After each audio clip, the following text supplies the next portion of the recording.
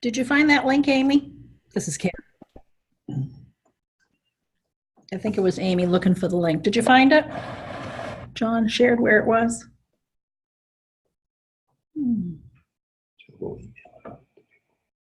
We will also email it out to everybody after the webinar.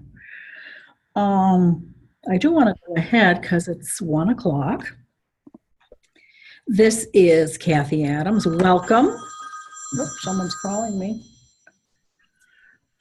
This is Kathy Adams from the Maine CITE Coordinating Center. It is February 7th, 2019, and we're here today to have a webinar presentation, the topic being improving functional independence using assistive technology for activities of daily living.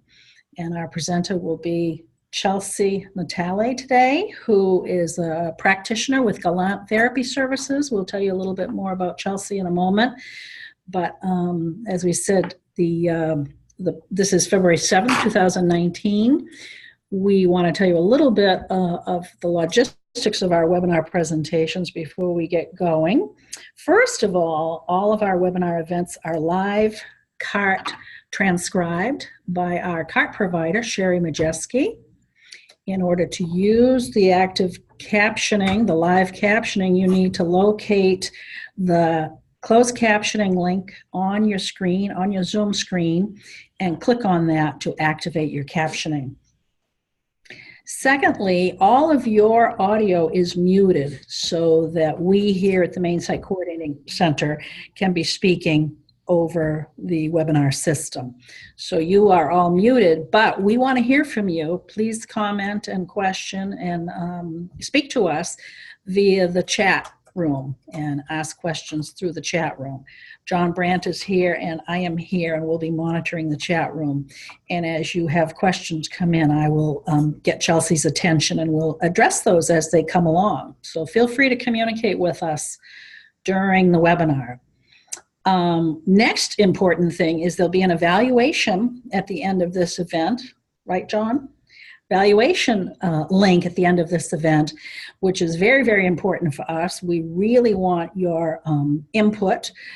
We get a lot of great suggestions for future webinar planning through this avenue, so we like to hear from you from that purpose.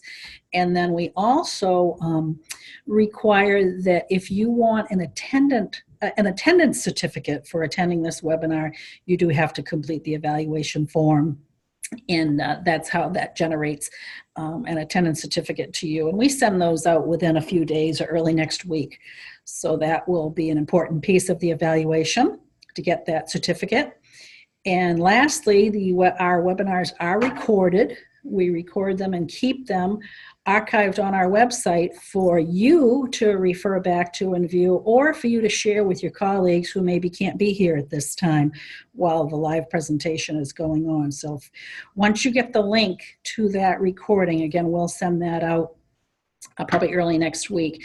And once you get the link to that recording, feel free to share that link with your colleagues and friends who couldn't attend today live. So also here today in the office at the Maine CITE Coordinating Center is Bethany Dodge, as I said, John Brandt, and I'm Kathy Adams. And I want to introduce Chelsea. And Chelsea is, let me see, there's Chelsea. Mm-hmm. Chelsea is a graduate of the Kennebec Valley Community College. She has an associate's degree in occupational therapy, so she's an OT practitioner. She's a licensed CODA, licensed here by the state of Maine. And in addition, she has the certification as a direct support professional, which is a Maine-based certification. Chelsea, as her career is progressing, she's getting quite a bit of experience in assistive technology, and she's using assistive technology with her consumers, quite often working with them using apps, using tablets, and using communication devices. So she's digging into the field of assistive technology within the context of her occupational therapy practice. So we welcome Chelsea today, and we have a poll question. about our audience, and John's going to pop that poll question up for the audience. And it's basically inquiring of you as to who you are, what your background is. And so people are answering that. I can see some answers coming in. We'll let a half minute or a minute go by and have everybody who's here let us know. I see a couple of OT practitioners. Am I reading that right, John? 2 speech pathologists, 2 case managers, 2 voc rehab professionals.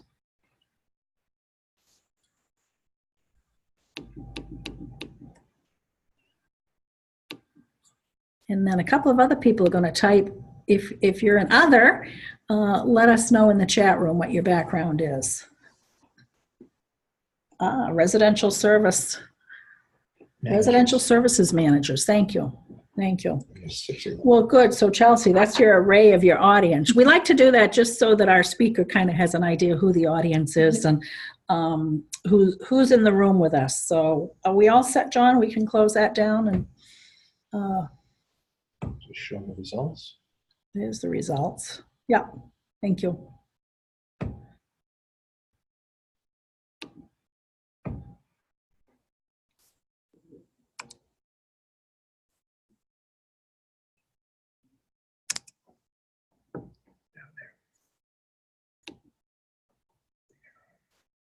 Oh, I've been using my laptop arrow. Now it should work? Okay, thank you.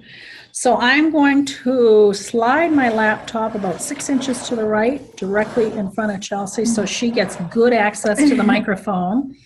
And then I'll monitor be here too for your speaking. So you're in charge, Chelsea. Yeah. Thank you very much. Good afternoon, everybody. Like Kathy said, my name is Chelsea Natali, and I am a CODA that works in the Augusta area at Galant Therapy Services. I mostly work in pediatrics, but I do have some experience in other areas. So basically, the webinar that I was asked to do today is going to identify a few things with assistive technology, with ADLs, along with IADLs, and I'll kind of go into that as we go. So basically, I'm going to talk about barriers within the natural environment. We're going to explore types of assistive technology to use with individuals to improve specific functional areas of independence. These include the ADLs and IADLs. How to refer for services. We're going to review Maine Care, Section 21 and 29 waivers. Those are what I have most education in. There's a bunch of other waivers, but we'll kind of go into that as we go. We're going to talk about real life scenarios. And at the end, I will answer some questions and answers. Okay. So, natural barriers to independence within the environment. These can include communication barriers, physical barriers, environmental barriers, personal care, community barriers, and attitudinal barriers. So just kind of going through, communication is probably one of the most important. It's fundamental in everyday life, especially for those that are nonverbal. In order to be independent, they need to let us know what they can do during the day. So communication is a big aspect of that, and it's a barrier that a lot of individuals face, that communication barrier. Physical barriers can kind of be, for example, a child with cerebral palsy.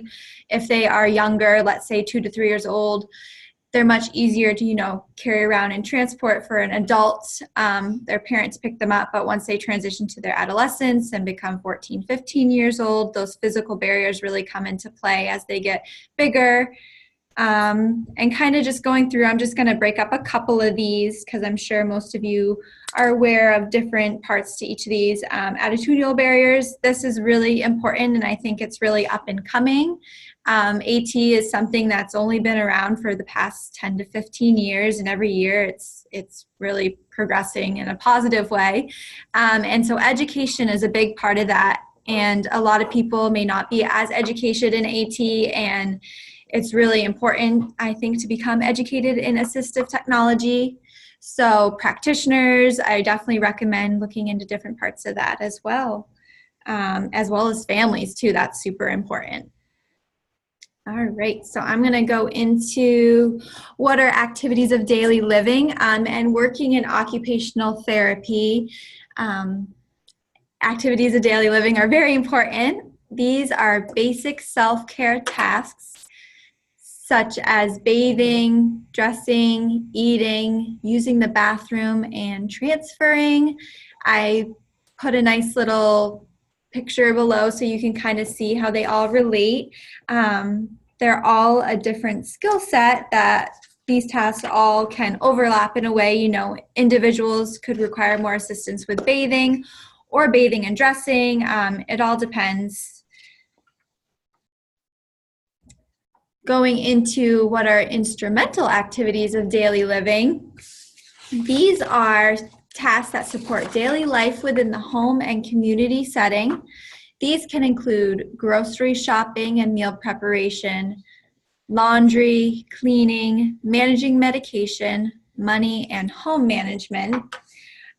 So going back up, with ADLs, you have a core set of skills, but with IADLs, these are more complex skills. They require a little more cognition, sequencing skills, memory skills, but they kind of go hand in hand.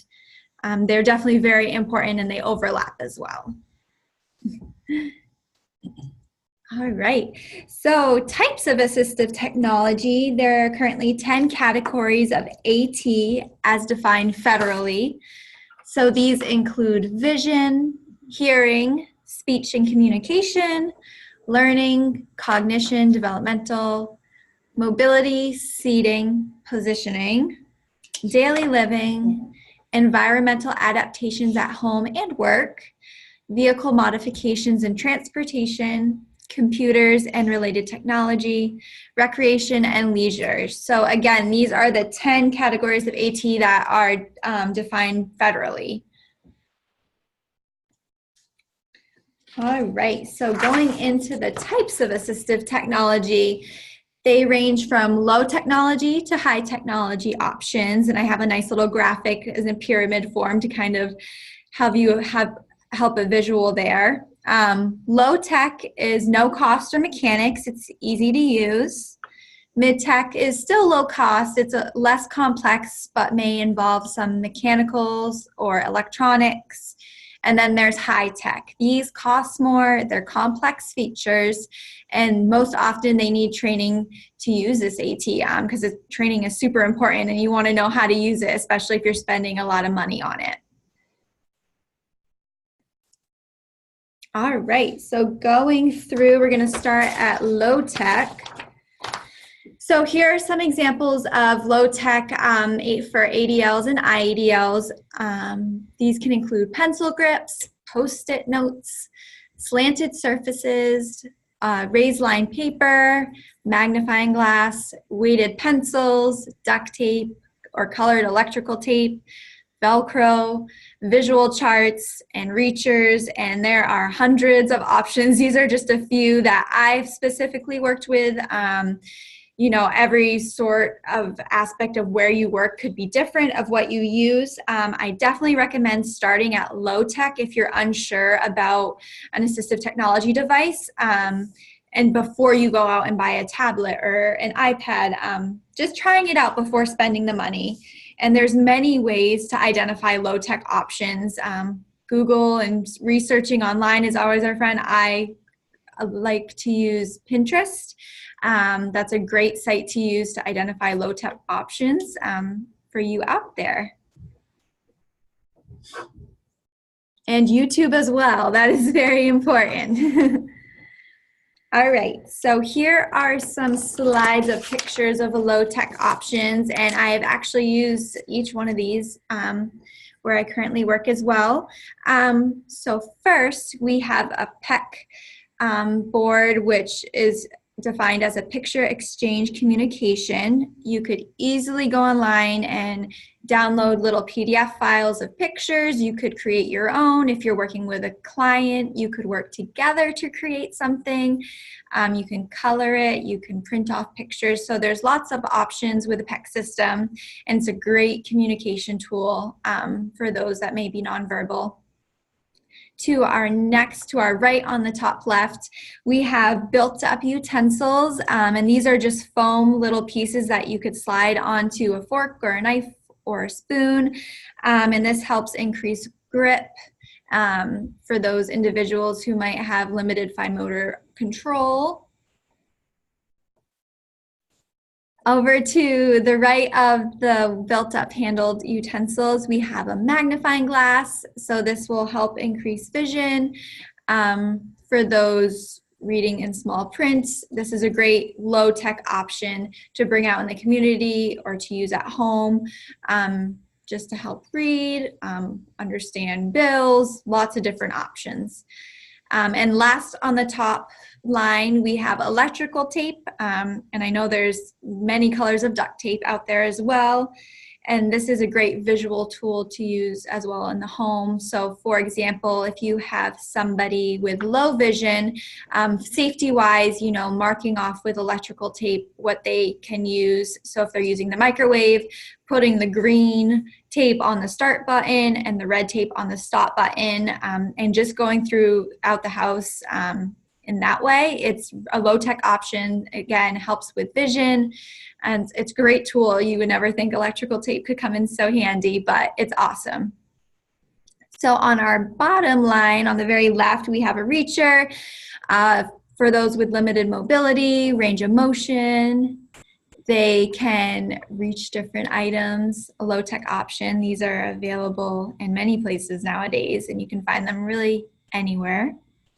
Over next to the reacher, we have Post-it notes, and these are great before, like I said, going out and spending a lot of money on a tablet, using Post-it notes as reminders around the house, just as a way to kind of see if that system will work for them before you go out again and buy something more expensive.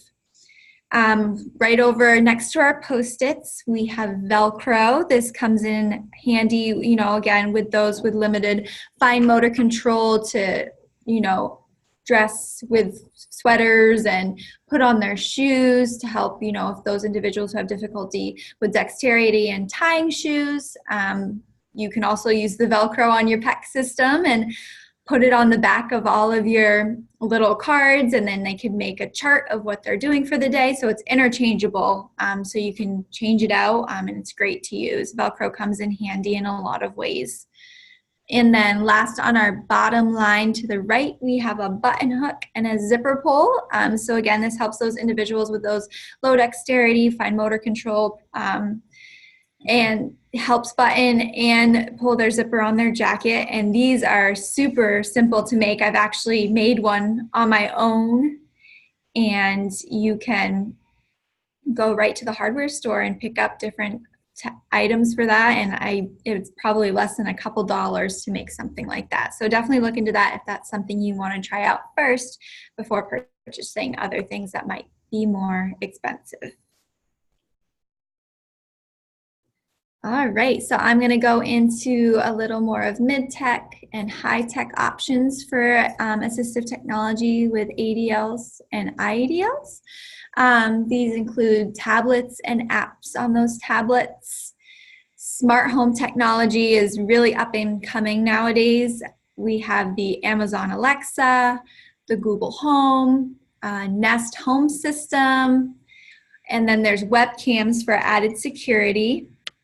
So right at the top picture right there, you'll kind of see a little home security system. And these are, you know, everybody has their own opinion on them, but, you know, nowadays they're really up and coming with them. There's webcam etiquettes for the, you know, those seniors in the home that you want to make sure safety is there. And safety is the #1 priority really with these, and looking out for others. So great technology is coming out, and it's really awesome. There's communication devices, so text-to-speech, and I'm sure a lot of you carry around an Android, iPhone, any sort of smartphone nowadays, and it's easily accessible to find text-to-speech and be able to communicate with those who might need that as well. Electric wheelchairs, these are great tools, again, for those with limited mobility. And obviously it's a more expensive option, but it helps those feel more independent if they're the ones that can move themselves. It also helps with fatigue as well. If you have somebody who gets fatigued easily with wheeling their manual wheelchair, electric wheelchairs are a great option to look into.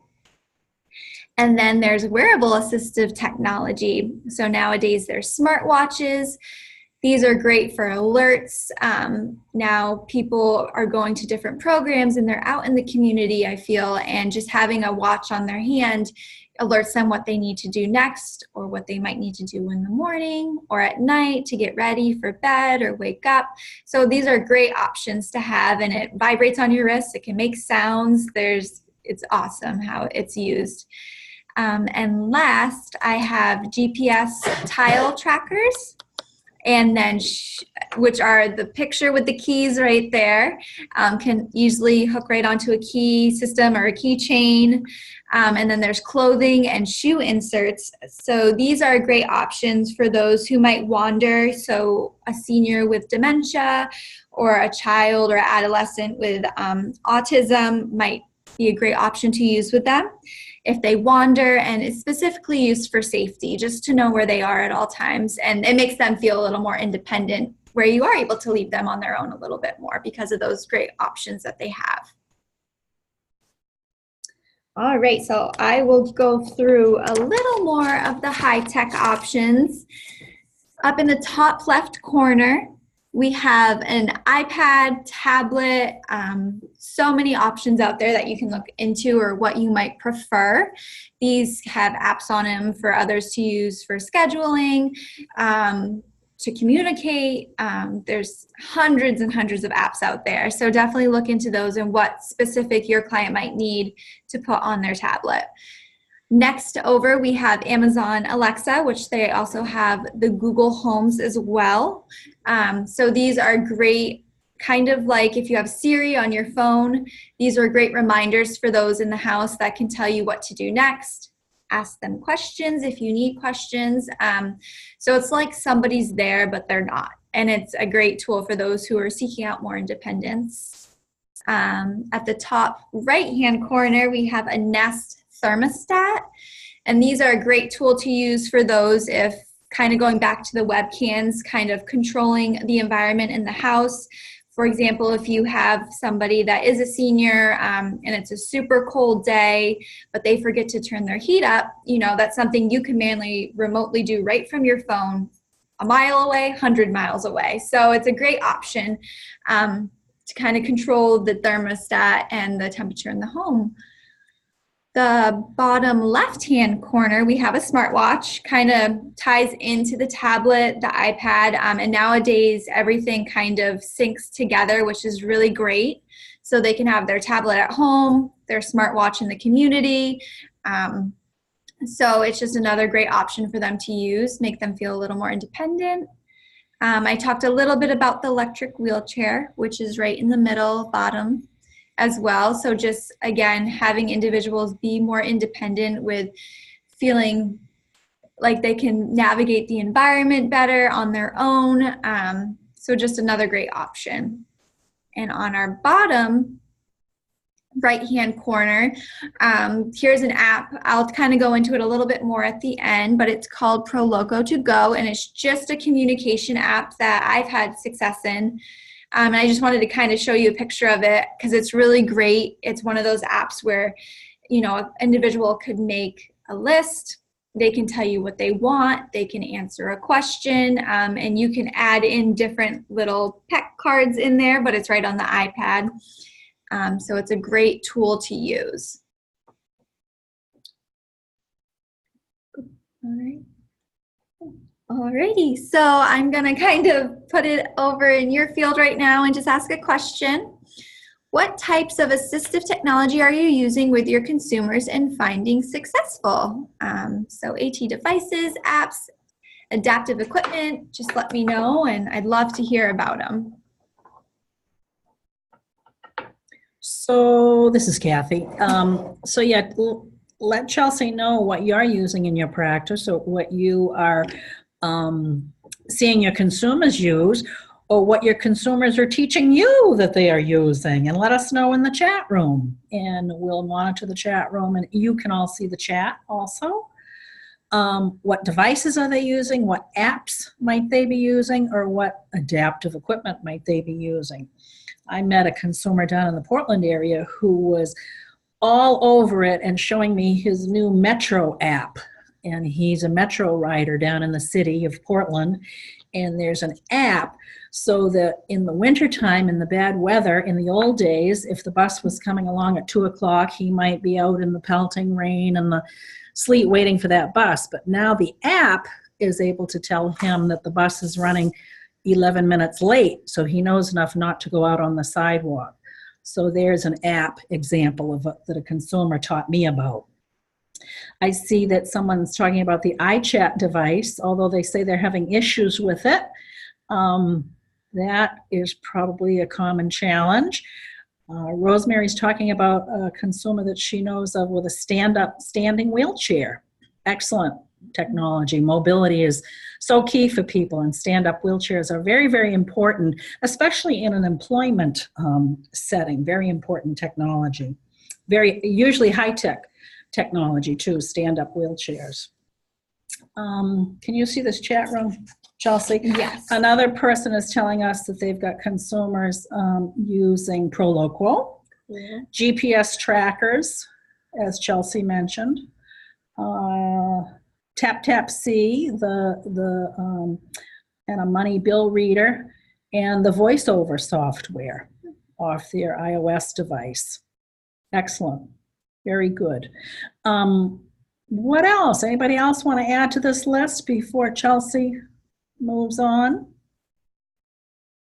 Amy's saying she's got consumers that are using iPads with communication apps. Isn't it amazing? I mean, I don't think 5 years ago people were doing that, but now it's pretty common. She also has consumers using PECs, which Chelsea described, weighted silverware, modified toilet seats, weighted blankets, and standing recliners. Yeah. My nephew has just tried out, oh my gosh, a driverless car. Terry, I don't think he lives in Maine, does he? Where does he live? What's the name for those driverless cars? There's a autonomous vehicles, I think is the name I've seen in conferences. Autonomous vehicles. So where does your nephew live? What part of the country is he? Oh, went to Boston for it. Wow, okay. Yeah, they say that technology is probably going to be very, very realistic in about 10 years for the, quote, masses. It's still very, very, very new and has a lot of advancement to still make. Maine does allow the driverless cars for certain individuals who have blindness. Wow. I don't think we've got anybody in the state driving them, though. Maybe not yet because of the financial cost of that type of a vehicle. But thank you, everybody. Thank you. Are you all set, Chelsea? Good input from people. Sliding the computer back to Chelsea. Thank you. Oh, the next one is the video. Okay, yeah. So, John, tell me how we're going to do this. Go to the next slide. Do you have it queued up someplace? No. Oh, okay. Then we're going to No, that's why. Stop sharing. Chelsea has a video to share with you. And John is opening it up. It's a YouTube clip he's opening up on his laptop. He's right next to me here. So take another moment. And you're going to open up the closed captioning. And you have to mute yourself. I'm muting myself. It's only 2 minutes long. Smart home technology drives a great value into your home life. Also, it empowers the elderly and disabled people to live independently instead of in a caregiver's care facility. Smart home technology helps them automate the smart home devices. Life gets more simple and safe in this way. Here are 7 assistive smart home technologies that help with independent living for the elderly and disabled. Smart Hubs. A smart home hub is the center of your home network. Elderly and disabled people can control smart home devices through a hub.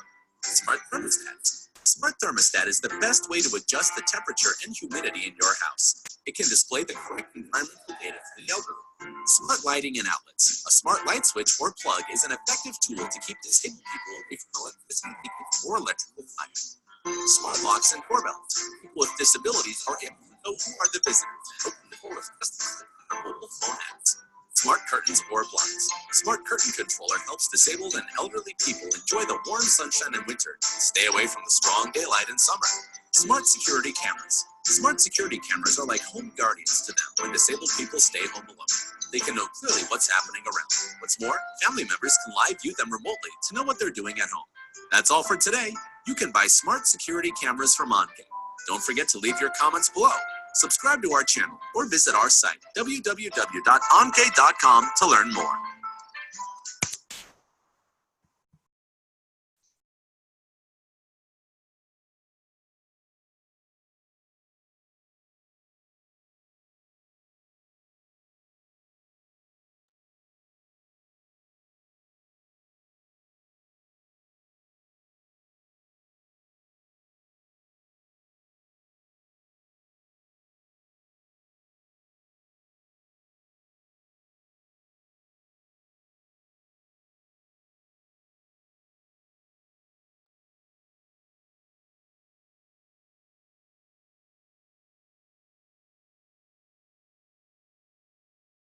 Got it? This is Kathy. My mic's back on, right? Okay. Definitely. We have two laptops going here, friends, and we're playing with mics. And we'll slide all the way forward through these slides that Chelsea has shared with you already. Any comments, Chelsea, on that? Did you want to make a summary comment on that? Yeah, Little YouTube clip. definitely. That was just kind of a YouTube clip of a home security system and how there are many different options, and it's a great tool to show families who might be a little bit hesitant to security systems in the home.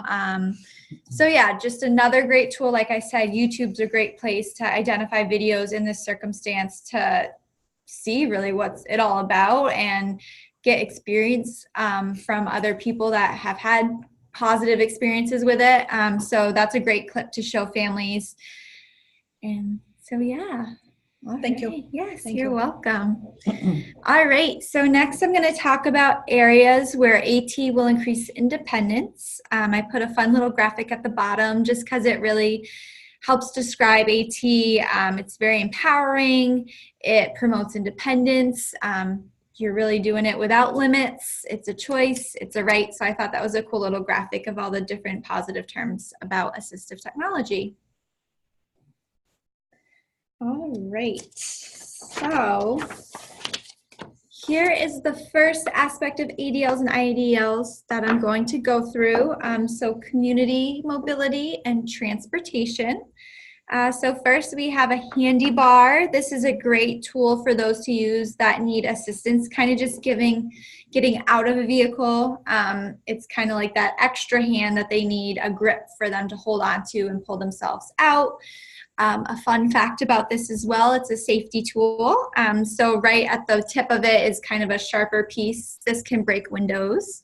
And then in that white little divot right there, there's a sharp piece so that can cut a seatbelt. So it has a couple cool little functions to it. It's a great tool to have. They sell these everywhere nowadays. I always see them when I go to the store. Next, over to our right, we have a swivel seat cushion. This is another kind of a little more inexpensive tool for transfers, just kind of moving into the vehicle and swiveling out. So transfers in and out made easier with a swivel seat cushion. Next to the swivel seat cushion, we have a seat belt helper. This is for individuals who might have limited range of motion. They could have just had a surgery on their shoulder, so it's pulling across your body. Individuals who might not be able to cross midline, they'll be able to pull over and pull their seatbelt on. And last on this list to our right, we have a car caddy. Again, another great example and another tool for those to use to get out of the vehicle. just for grip and having that extra reassurance that there's something there to help you and assist you if there's nobody else around. So those, again, are just 4 options. There are so many out there specific to what you might need for your consumer. But these are just 4 great options that I thought I would mention today. So next slide for transportation, these are a little more high tech. On the first left slide, we have a portable ramp. So this requires no electronics. So this is basically taking an electric wheelchair, manual wheelchair, and being able to roll it up into the back of a vehicle and putting that ramp in the vehicle. So transferring it in and out without somebody in it. So this one is a little more cost effective than the one we have to our right. This is an electronic power ramp operated independently by a wheelchair user. So the individual may have a whole adapted van that they use and that they can drive independently, and this ramp helps them get into it on their own and out of it on their own. So definitely much more expensive, but just an option out there for those to look into. All right, so next we have bathing and showering. First slide, we have a handheld shower head. This can help, for example, those who might need to reach closer to something, have limited range of motion, wash their whole body, not missing any spots on their body. It has a good grip to them usually as well, so stabilizing their hand on the shower head. These are found right at Home Depot, Lowe's, great stores to look into for those.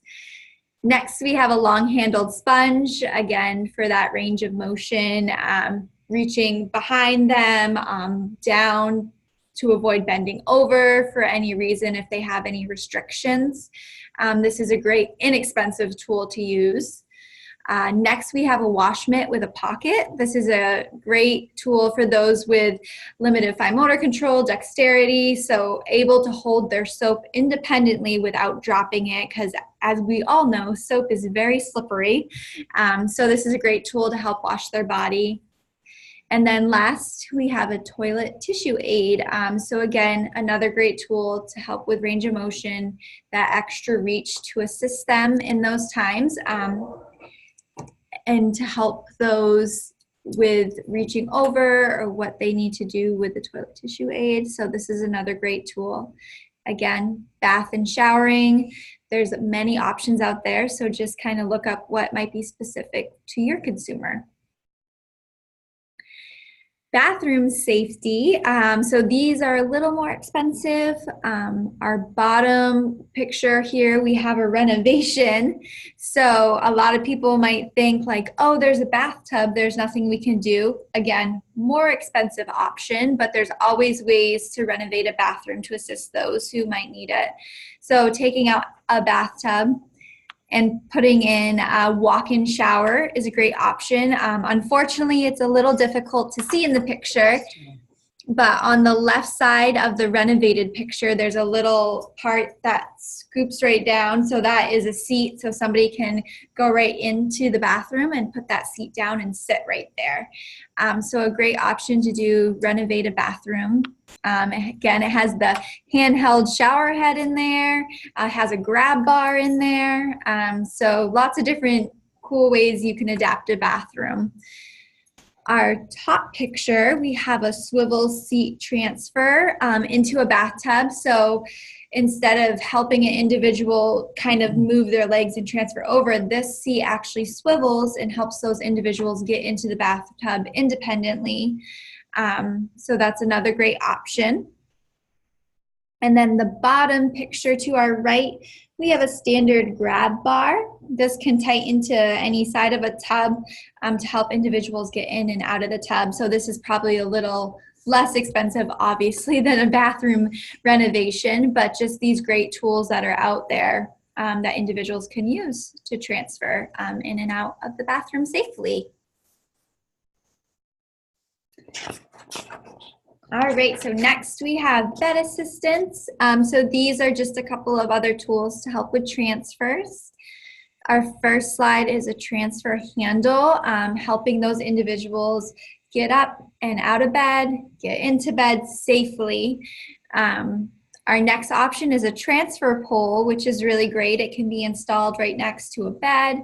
It can be installed right next to their favorite chair in the living room. So just being able to independently get up and transfer in and out of those seated and laying down positions. Next over, we have a bed caddy. So this helps kind of pull the body up or push the body back to help those get in and out of bed again. So this is probably a little less expensive, for example, than the transfer pole, but again, just kind of dependent on your consumer.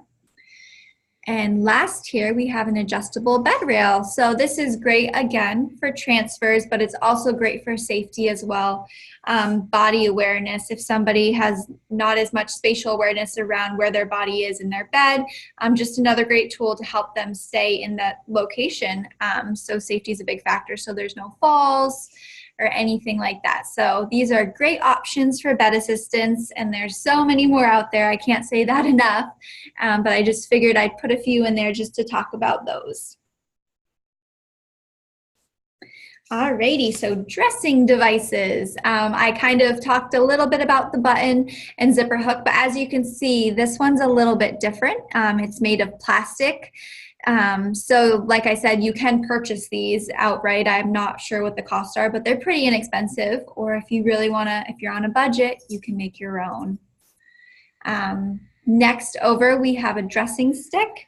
So this is a great tool to use if those individuals have difficulty crossing midline, you know, having one upper extremity, helping them be independent with dressing and pulling their clothing over to one side. Our last two pictures, we have a sock aid first and then a long shoe horn. So our sock aid is going to help those individuals who have difficulty bending over, limited range of motion, so they are able to pull their socks on independently. And last, we have a long shoe horn. So this will help an individual kind of push their foot into their shoe and then be able to push down on that back part and get their shoe nice and snug on their foot. So again, these just all help dressing wise. I feel a lot of people like to be independent with dressing. It helps increase dignity and feeling like they can do it on their own. So dressing, I think, is very important with assistive technology. Alrighty, so next I have eating devices. So our first device is a scoop dish. This just provides extra fine motor stability for the user. So they're able to stabilize their bowl, stabilize their utensil on it. So a great low tech option. I know these are pretty inexpensive to buy, they're plastic. So a great tool to have. Next we have a flexible cup. Say that 3 times fast. It promotes ease of drinking, provides drinking without neck extension, also helps individuals who might have limited oral muscles so that they can drink without spilling. So another great inexpensive tool to use. Next, we have something similar to the scoop dish. This is a plate guard, so this can be interchangeable depending on your plates that you have at home already. It allows the user to catch food on the utensil. This works well with individuals with low vision or difficulty grasping. So another great tool to have. And right in that picture, you'll see an adapted fork. So this is an angled utensil. So it promotes independence with lifting a fork up, you know, wrist extension. Rotation is a little more difficult for some users depending on their disability. So being able to lift their fork up and just eating right off of it without having to manipulate their wrist. Another great tool. Last, we have a rocking knife. This is designed for those who only have functional use of one upper extremity typically. So a great tool to feel independent with being able to cut food on their own if they are only have one upper extremity or limited, you know, movement in one arm. This is a great tool to use. And I've tried these out actually as well, and they work very well.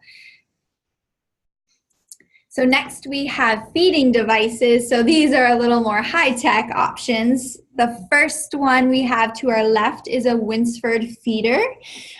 This is height adjustable, and it's a powered feeder to increase independence with those with quadriplegia or upper extremity disabilities. This is a great tool to use.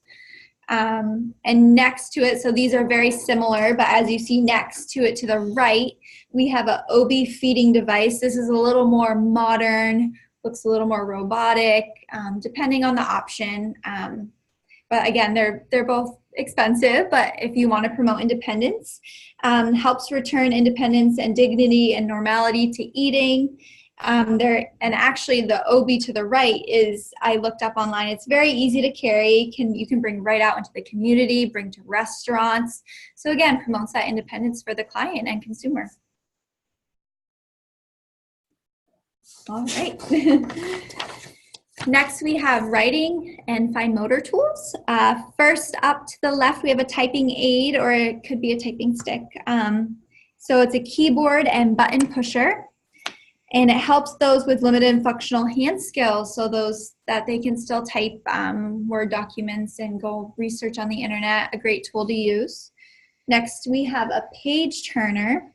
For those with limited hand or fine motor controls, for example, somebody who might have arthritis, a great tool to use for turning the page. And at the end of it, you can see that it has a rubber, so it really helps grip that page nicely, so it's not slipping through each pages, so you'll be able to grip one page and move it to the next part. Right over from that, we have pencil grips. These help establish functional grasps and help those individuals be able to stabilize their hand on a pencil without it slipping off. So another great tool to use. And last on this list, we have a weighted pen. So this can help reduce hand tremors, helps to stabilize and control writing. It has balanced weight to help increase legibility, and it's easy to grip. So these are all just great fine motor tools. Again, there's hundreds out there, so be on the lookout for them. All right, and then we have kitchen devices. First, we have an adjustable grip tool. So this is just easy to grip and turn. I'm sure sometimes I have difficulty opening jars too, so having something with that extra support to be able to grip onto a jar and turn it, this is a great tool to have. It really kind of suctions right to the cup, so it's no way it's going to move around on it. So next, after that, we have a Dyson nonstick mat. These are great. You can buy them on their own and you can cut them. So for example, if we go back up for a second to the eating devices, so the scoop dish, you can put Dyson right underneath a dish so it doesn't move around. So Dyson is great. You can wrap it around a utensil to help stabilize and increase grasp. Great tool to have. There's also a Dyson opener, so opening bottles and jars. Just great tools and pretty inexpensive as well. And last, we have an all-purpose opener. So this kind of varies depending on your cap size, but you can put it right on top of a bottle and just be able to turn. So just having that extra grip there. There's so many different kitchen devices out there, but this is another just array of things we can use to help those right in the kitchen.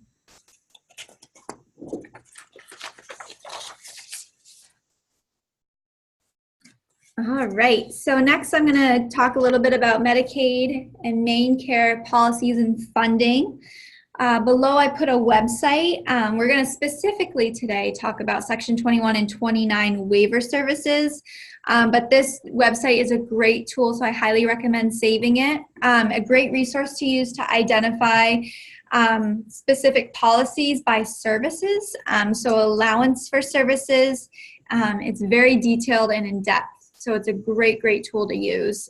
So I definitely recommend saving this website and going on and seeing if you have a specific question about a section. It will go right on and walk you through what you need for reimbursement and all the different aspects to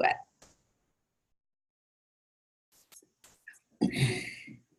So what are Maine Care Section 21 services? This is a home and community-based waiver program for adults with intellectual disabilities or autism spectrum disorder who live in their own home or another home in the community. So this Section 21 uses both state and federal funding together in unison.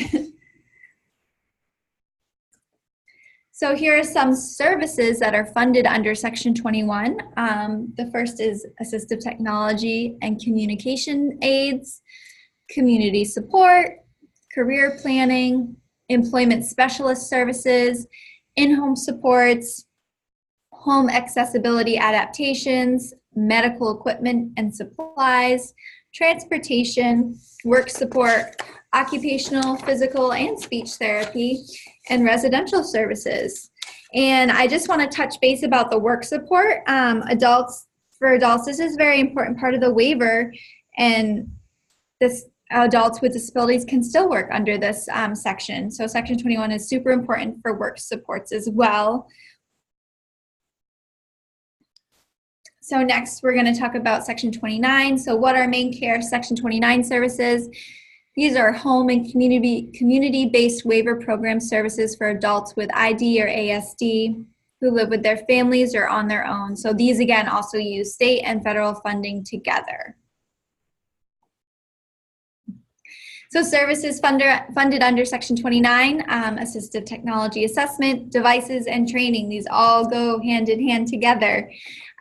Community support. Oh, and I want to touch upon the training. The training is super, super important with assistive technology. You can give a consumer an iPad and just leave it to them, and that's that. But, you know, training the individual and the family on how to use it is super important, because from experience, if you don't show individuals how to use it, it's not going to get used. So training is super, super important.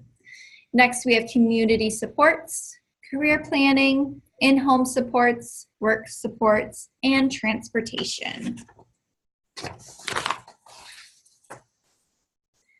All right, so Section 21 and 29 waiver eligibility. You must be 18 years or older, have an intellectual disability or autism spectrum diagnosis, meets medical and financial eligibility requirements for Maine Care, and you must have case management services. So Section 21 and 29 services do not need an ODES case manager. There are a limited number of ODES case managers, so they will contract out to like ESM or Assistance Plus, etc. But the case manager can be from any agency and not inclusive to just ODES. So I just wanted to touch base on that little section in there. All right, so next I put some phone numbers. So resources for Section 21 and 29 services.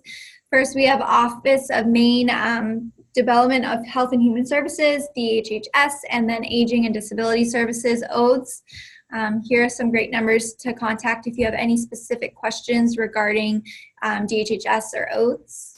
Under that, we have the Office of Maine Care Services. So if you have any questions with funding, reimbursement, insurance, great number to have. Also, another slide of great numbers to have is regional intake numbers for ODES.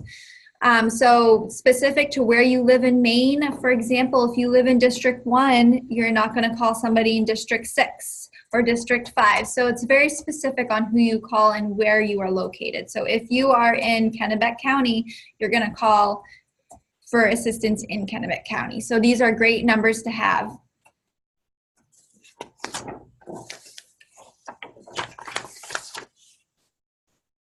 All right, so who can refer for an AT assessment?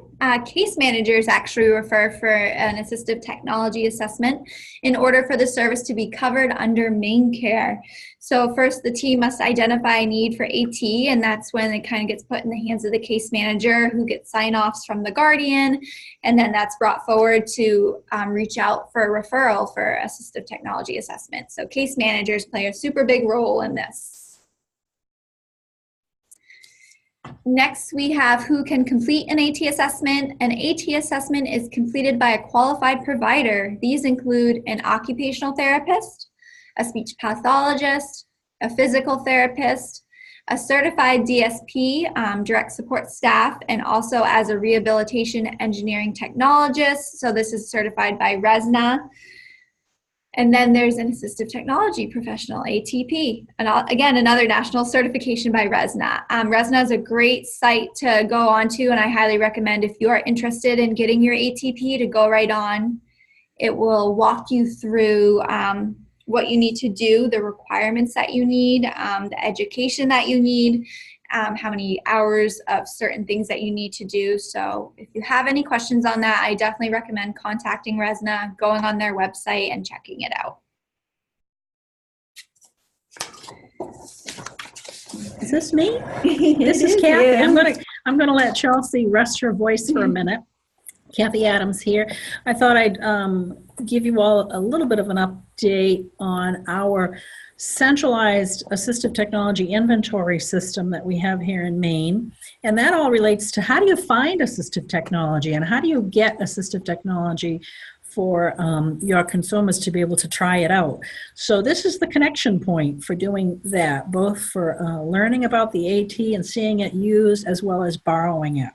So the website atformaine.org is Maine's centralized inventory for all of the devices. We have more than 1,000 devices on the inventory, and they are located at with our 4 assistive technology provider organizations: Spurwink Alltech, Pine Tree Society, CARES Incorporated, and the University of Maine Farmington. And so when you go on that site, atformaine.org, and you're looking for iPads, you'll find out that all 4 of those organizations have iPads in their inventory. But if you live closest to the Pine Tree Society, that's where you might go to borrow that device. So spend some time and take a look at that website and that inventory and learn about it on your own. I think you'll find it very, very informative, and probably you'll end up using it and finding it useful with your consumers. So take a peek at that, atformaine.org. And I also wanted to mention that assistive technology recycling and reuse is big in Maine, as well as across the country. This is also part of the AT programs across the country. We all work with providers to do AT reuse. And in Maine, the AT reuse store is through Spurwink Alltech. This is the one that used to be a few years ago up in the Bangor area, and it was relocated down to Portland at 892 Riverside Street in Portland. And Lou Isom is the manager of the AT reuse store. Lou works for Spurwink, and so that's a great resource for people to either donate equipment that they're no longer using, which my family has done, or to pick up equipment that they need to have. For instance, say someone has a power wheelchair, but they want to have a backup chair to have out to camp or out to the lake or whatever. So you can go to Spurwink Alltech and find out if they have a device or a backup chair, and this, with that example, that you could purchase at very low cost. So that's an example of using the reuse store.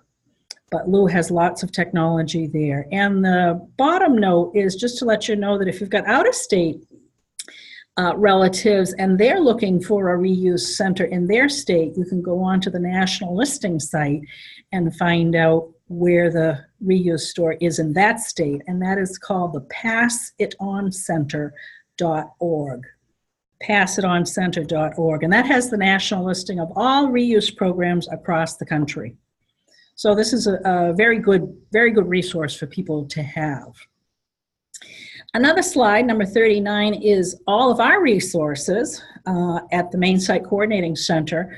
We have a very informative website, and we consider it to be the Maine Assistive Technology Resource Site, maincite.org.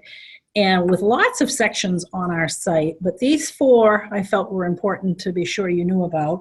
You probably know that we have a whole section on training where our webinars are all recorded, and you can review and go back and look at those. We also have a large number of pages on assistive technology funding resources on our site. Always working on that, always adding and modifying and being sure that that's up to date. We try and keep a very thorough, comprehensive list of all the assistive technology providers in Maine on our AT Consultants page. So that's on our site. And then last but not least is a large section on apps as assistive technology. And we've had that page on our site for 6 or 7 or 8 years. And that's a very informative section on apps that people may use as AT. Back to Chelsea. All right, so here I'm going to talk a little bit about some AT success stories that I have had. I'm just going to touch base that, again, I work mostly in pediatrics, so these are specific to pediatrics, but there's so many successful tools out there, and I 100% know it, so in each area that you work in. So our first one is that low-tech option. This is a claw pencil grip. So this helps promote a proper pencil grip. It stabilizes the fingers correctly, and it has a nice open web space in between those fingers. And this is a tool where you cannot move your fingers, so it really helps promote a proper grip. Just pencil grip. Next over, we have the ProLoquo To Go app, which I've used quite a bit in the clinic with those individuals who might be nonverbal. So another great tool. I know I've already touched on it, but just another tool to have. Again, the app itself is a little costly, but just all dependent on the consumer. Great tool and very successful. Next over is a letter school app. So this app is a little less, it's inexpensive, and it really promotes handwriting skills. So writing uppercase letters, lowercase letters, numbers. It's very interactive. It has bright colors, has music. So it's a great tool that I have found for individuals with those with fine motor skills that need to write and be more legible with their writing. So this is a great, fun app to use with those. And last over is a Z-Vibe oral motor tool. So this is a vibrating oral motor tool that can help build oral tone and improve a variety of speech, feeding, and sensory skills. So you can use this tool specifically for feeding therapy, or you could use it for self-regulation, help build up those oral motor muscles. It provides a variety of varied sensory experience and provides targeted tactile cues within the oral cavity. So just another great tool to use, and this tool is actually pretty inexpensive as well. So again, for those with feeding difficulties, oral motor control, a regulating tool, this is a great tool I highly recommend looking up. So, all right, I guess it's the end. And thank you, Chelsea. Yes, thank you. Wow, that was excellent. Thank you so much. Bethany is going to pop the evaluation link into the chat room. We want to ask you to please take another minute to do the evaluation link. That'll only take you a minute or less. And if you do need or want an attendance certificate, you'll have to do that for us. We appreciate it. Again, thank you, Chelsea, so much for all your planning and your preparation and your delivery today of this excellent webinar. Thank you, Sherry Majeski, for providing cart services. Thank you, John Brandt and Bethany Dodge here at the Maine CITE office. And we're going to keep the line open. I'm glancing over at the chat room. Any questions? We're open to questions while you're doing the eval form. Happy to take questions. Yes, Terry's asking about the attendance certificate. So to get the attendance certificate, you would want to click on the eval link, complete the evaluation, and you'll see there how to get the attendance certificate, Terry. And Bethany will do those, let's see, today's Thursday, she'll probably do those early next week and electronically send them all out early next week. But you do have to complete the eval form, please. So we're keeping the chat room open, keeping the line open, but I don't see any questions coming in for you, Chelsea, so we'll just hang tight a minute. Thank you, everybody, for coming. Appreciate your attendance that way, and we'll keep you informed of upcoming webinars that we have. We have a number of them in the hopper, but none that we can begin to publicly advertise quite yet. So we'll let you know. Thank you, everybody. So I'm going to turn, can I turn off this mic, John? So I'm going to turn off the mic over here that Chelsea and I have been using. Oh, we have to show you Portland Headlight. Forgot to show you that beautiful picture of Portland Headlight at sunrise. We'll leave that up for you. No, we're not.